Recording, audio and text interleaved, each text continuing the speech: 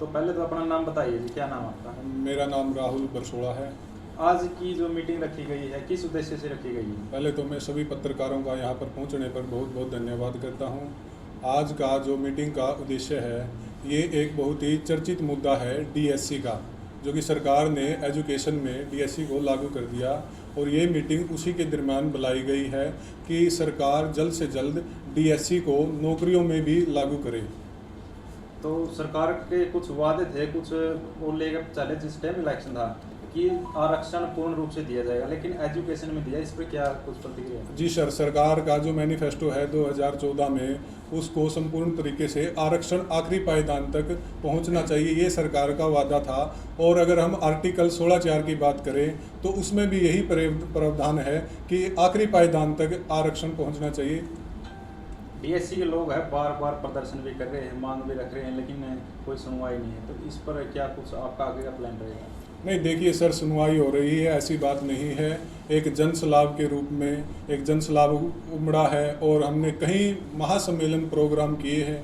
अगर सरकार ये डीएससी की मांग पूर्ण तरीके से अगर लागू नहीं करती, तो जिस तरह हमने कांग्रेस सरकार को 10 साल के लिए सत्ता से बाहर किया था, उसी तरीके से हम इस गठबंधन की सरकार को सत्ता से बाहर करने का काम करेंगे। अगर ये सरकार डीएससी लागू करवाती है तो हम इसका पूरे तरीके से समर्थन करेंगे। तो आज की मीटिंग में क्या कुछ फैसला गया है? आज की मीटिंग में यही फैसला लिया गया है कि जल्द ही उचाना के अंदर एक महासम्मेलन किया जाएगा डीएससी मोर्चा का। कुछ लोग बोलते हैं कि ऐसी समाज को तोड़ने के लिए इस तरह की ये चलाई जा रही है कि डीएससी बनाओ, ए बी करो, इस पर क्या कुछ? देखिए, ये समाज तोड़ने का काम नहीं है, क्योंकि आरक्षण डिवाइडेशन, आरक्षण एक 19, अगर हम बात करेंगे 1994 से 2006 के आप आंकड़े निकालेंगे, जो आरक्षण अलग तरीके से अलग किया गया था और 2006 में इसको इकट्ठा कर दिया गया था। ये बात जातियां तोड़ने की नहीं है, ये बात है हमें अपने अधिकारों से हम वंचित रह गए हैं, वो अधिकार हमें प्राप्त किया जाए। जब बीजेपी सत्ता में आई है 2014 में, कैथल में एक बहुत बड़ा करी गई थी, भगवान वाले पर दिवस मनाया गया था, उस दौरान भी कही गई थी बातें। लेकिन उसके बाद 2019 में चुनाव हुआ, उस टाइम भी है जो गर्म था कि हम डीएससी लागू करेंगे, लेकिन अभी तक नहीं। क्या लगा आपने? 2024 के तो चुनाव नज़दीक आने वाले हैं, अब किस तरह की मंशा आपने सरकार की लग रही है? जी सर, मैं पहले ही आपसे कह चुका हूँ कि ये मंशा है, जो डीएससी का जो वर्ग है वो 35 लाख की आबादी है, और वो जो 37 जातियाँ हैं, और 37 जातियाँ का अगर हम ऑन रिकॉर्ड करेंगे तो सबसे ज़्यादा जेजेपी और बीजेपी के पक्ष में वोट गए हैं हमारे। या 2016-14 की बात करें या हम 2019 की बात करें, आप आंकड़े निकालिए। अगर सरकार डीएससी को नौकरियों में संपूर्ण तरीके से लागू नहीं करती तो इस सरकार की हम हरियाणा से छुट्टी करने का काम करेंगे। सर क्या नाम आपका? जी, मेरा नाम भारत है और हिसार से हूँ। भारत जी, जैसे कुछ राजनीतिक पार्टी आवे हैं, अलग करते हैं फिर मिलाते हैं, इस पर क्या प्रतिक्रिया आपकी? देखो, मैं सबसे पहले डीएससी को समझाना चाहूँगा सर। डीएससी की जो 38 कास्ट है, वो हमारा जो रिजर्वेशन है वो सामाजिक और शैक्षणिक रूप से है, वो सामाजिक और शैक्षणिक रूप से कहीं से कमज़ोर है। जो डी का शब्द है, डिप्राइव्ड, ये बाबा साहब डॉक्टर अम्बेडकर ने भी इस्तेमाल किया था, वही शब्द बाद में इस्तेमाल किया गया।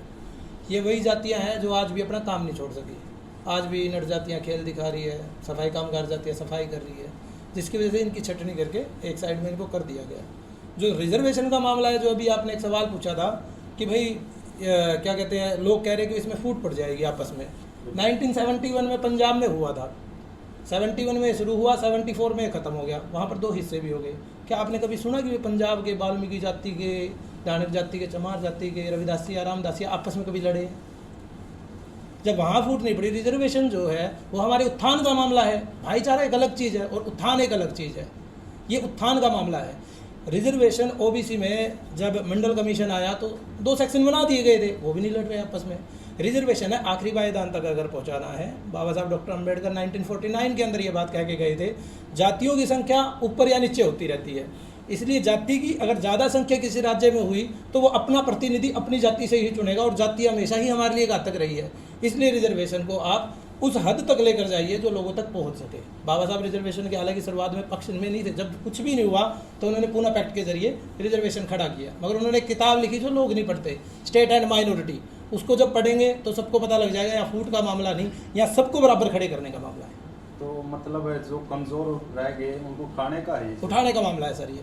और यहाँ पर क्या है, यहाँ पर जातियों की संख्या जो उतार चढ़ाव में है, जैसे अगर हम बात करें 2011 की जनगणना में 2 सेक्शनों की अगर बात करें कि जैसे हमारी चमार कम्युनिटी की संख्या जो शेड्यूल कास्ट की संख्या है वो 50% है, और नॉन चमार जो कम्युनिटी 38 जो जातियाँ हैं उनकी 25% है और उनकी 25% है। ये बराबर में संख्या बांटी गई है। ये नहीं कि एक जाति से किसी को दुश्मनी होगी, जाति का मामला है, जातिगत नहीं है। अगर सोचिए आप, आज हमारे पास डीएम एसडीएम 2 है और ये भी उत्थान में हो जाए, फिर हमारे पास 10 होंगे। हम अपनी बहुजन मूवमेंट को और मजबूत करेंगे, महापुरुषों की विचारधारा को और मजबूत करेंगे। अब डीएम एसडीएम जो हमारे लोग हैं वो अन्य जातियों में नहीं है, बावरी जाति के साथ कुछ हो जाए वो कहाँ जाएंगे? वो बहुजनों की दवाई देते घूमेंगे क्या? उनके पास भी तो कुछ अपना सोर्स होता कि लोग उनके साथ जुड़े, वो हमारे साथ जुड़ेंगे। अगर एक दीवार है उसमें से एक ईंट उठ के ये बात कहने लग जाएगी तू तो सारी की सारी मेरे भरोसे हो, तो काम नहीं चल सकता। कंप्लीट को मजबूत करना पड़ेगा। ये मजबूत करने का एक तरीका है ये एक छोटा सा रास्ता ही रिजर्वेशन। तो डीएससी समाज की किस तरह से आप आवाज़ उठाओगे? क्या हर हल्के में, हर जिले में इस तरह का एक बड़ा काम करेंगे? पहली बार डीएससी कोई समाज नहीं है, समाज तो कंप्लीट सोसाइटी है। डीएससी एक वर्ग बनाया गया था डिप्राइव्ड शेड्यूल कास्ट का, इसमें वही लोग हैं। आवाज़ का यही है सर, देखिए सरकार ने घोषित कर रखा है वो कर दे, हमें क्यों कुछ करना है? सरकार आज कर दे, हम अपने घर बैठे। दुश्मनी या ना किसी से है, ना सरकार से है, ना पब्लिक से है, ना किसी और से है। मजबूरी में इंसान क्या करेगा?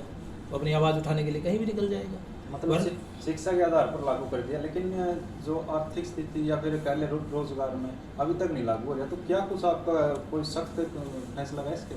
सख्त फैसले तो देखो सर मजबूत लोग लेते हैं, तो पहले कमजोरी आई हुई है इसलिए कि सख्त फैसले नहीं आते। सख्त फैसला यही है, सरकार भी तो उत्थान की बात करती है, तो हमारे लिए उत्थान का काम करना पड़ेगा। अब शिक्षा की अगर बात करें तो शिक्षा जो है वो हमारी प्रतिशत में बिल्कुल सही है, बट रोज़गार हमारा है नहीं।